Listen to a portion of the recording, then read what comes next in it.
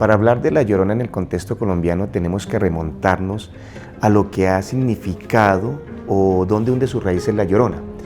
Hablemos entonces en México. Se dice que María, una mujer, se enamora de un español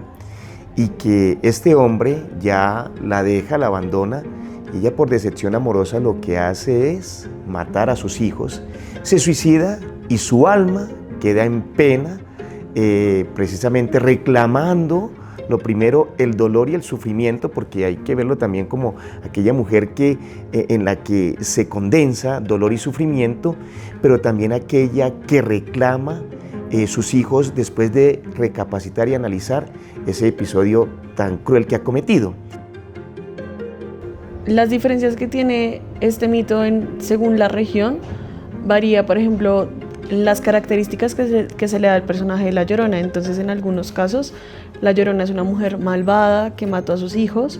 y que, pues, por ende, está condenada por toda la eternidad a vagar por el mundo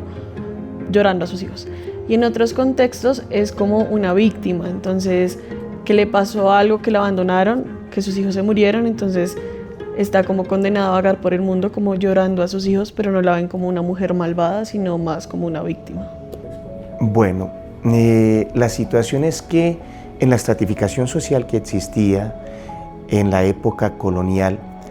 la mujer indígena y la mujer afro ocupaban los estratos más inferiores, ¿cierto? Eran mujeres que eran relegadas, como lo están siendo hoy en día, pues muchas mujeres. La versión del hombre, recordemos que era un contexto de fuerte hegemonía a nivel educativo, social y político, pues religioso. Entonces la versión de una mujer siempre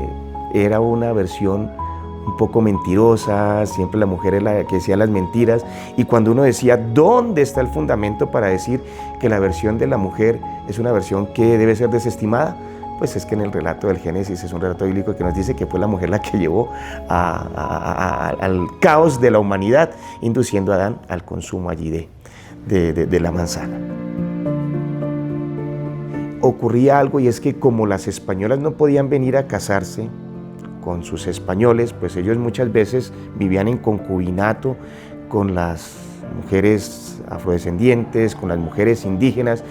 tenían los hijos, pero ellas, si no se iban a pedir o a reivindicar sus derechos, que muchas veces no les fueron reconocidos, para que ese padre ejerciera la tutela y responsabilidad de sus hijos, pues estas mujeres prácticamente vivían en un abandono total. ¿Qué tenían que hacer? Tengo mis hijos, estoy abandonada. Ir a suplicar a un hospicio, ir a suplicar a unas monjas, ir a mirar a ver si algún patrono me podía recibir con mis hijos, o por último dejar a mis hijos en un lugar donde me los pudieran cuidar y ya prácticamente romper el vínculo entre madre e hijos. ¿Qué papel ocupaba la mujer? El papel de la llorona, de la mujer que sufría injusticia y tenía que clamar para que, pues, ojalá existiesen instancias que muy poco las ayudaban para que ella pudiera por lo menos tener un mínimo de calidad de vida en un contexto eclesial que la presionaba y en un contexto hegemónico a nivel cultural y político como era el contexto español.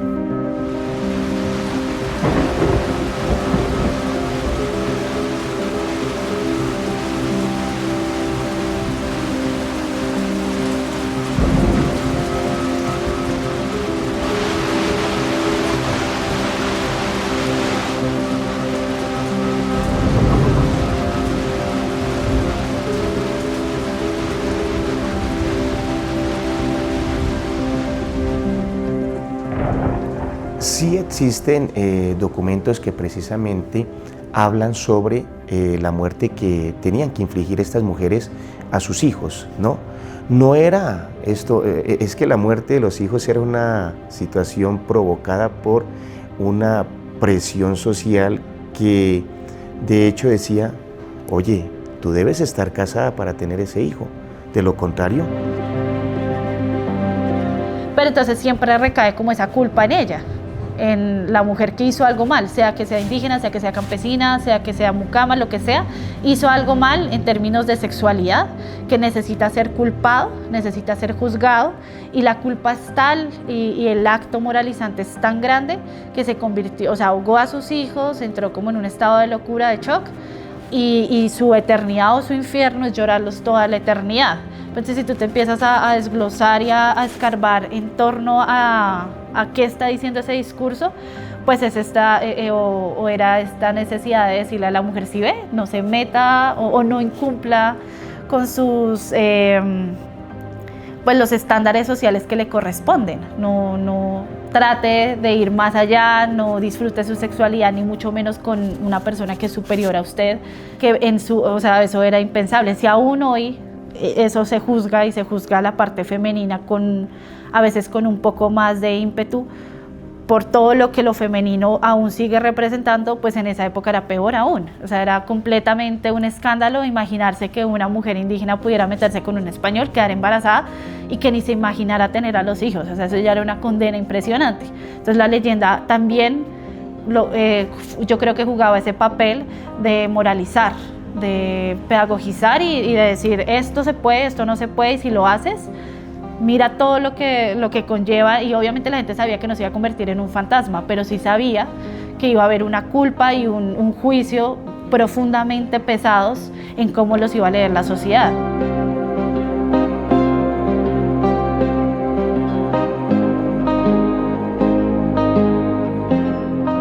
Sí considero que hay que reevaluar como ciertas figuras y ciertos relatos que, si bien hacen parte pues de nuestra historia, es bueno que nos tomemos el tiempo como de repensarlos, porque pues la Patasola, la Llorona, la Madre Monte, todas son figuras femeninas. Casi nunca, en su gran mayoría, son figuras femeninas, y las figuras masculinas no aparecen tanto como en estos mitos de personas que te pueden aparecer en la noche y no sé, hacerte daño. Siempre son como las figuras femeninas. Entonces también no sé cómo se esté tomando en la actualidad para seguir satanizando que las mujeres son malas o que se deben adoctrinar. Precisamente cuando estaba haciendo como la investigación para esta entrevista, encontré una cita de el escritor Octavio Paz, que decía como: la mujer es una fiera doméstica a quien hay que someter con el palo y con el freno de la religión. Entonces, como estos mitos hablan de la domesticación de la mujer como en todos los aspectos, así de repente sea con cosas muy pequeñas, como que se tienen que tomar con pinzas y reevaluar aquello que estamos también transmitiendo a lo largo de los años. Este tipo de leyendas nos permiten a nosotros, yo pienso que la narrativa es mucho más fácil de afianzarla y apropiarla que de pronto a veces esa legislación, digámoslo así, positiva, de escribámosla, no. Cuando a mí me dicen: no te acerques al río porque se va a aparecer la Llorona, no seas infiel porque la Llorona puede llevar a que tus relaciones conyugales se puedan dañar, pues yo digo: uy, ya hay una advertencia. No vi un manual, no vi un código, no vi en ningún momento una legislación positiva que me lo prohibiera, pero a través de un relato yo comprendo cuál debe ser mi comportamiento y mi proceder dentro de un contexto social. Yo creo que es muy importante uno entender el pasado del que viene, no para replicarlo, tampoco para justificarlo. Creo que el propósito de entender que, por ejemplo, las leyendas tenían esta capacidad moralizante no es para seguir recayendo en mantener esos discursos activos, sino entender que en algún momento fue así y ser capaz de analizar que ahí había una transformación y entender a raíz de qué se dan esas transformaciones, o a raíz de qué, por ejemplo, se están haciendo películas que transforman el discurso de las leyendas, o porque están emergiendo narrativas completamente distintas sobre qué es lo femenino, qué es lo masculino, qué es lo indígena, qué es lo español. Incluso creo que no es gratuito tampoco que nos estemos preguntando sobre las leyendas en un momento álgido donde la necesidad por descolonizar el arte y el pensamiento está pues en auge. Entonces yo creo que es muy importante entender el pasado para poder transformarlo y proponer cosas nuevas. Si tú no entiendes nada de dónde vienes, no hay capacidad de transformación ni tampoco de innovación. Entonces yo creo que las leyendas son eso, como ese pequeño capital de riqueza cultural que nos queda del pasado, para atesorarlo, para saber que existió, pero también para permitirnos desde dónde empezamos a caminar y hacia dónde vamos.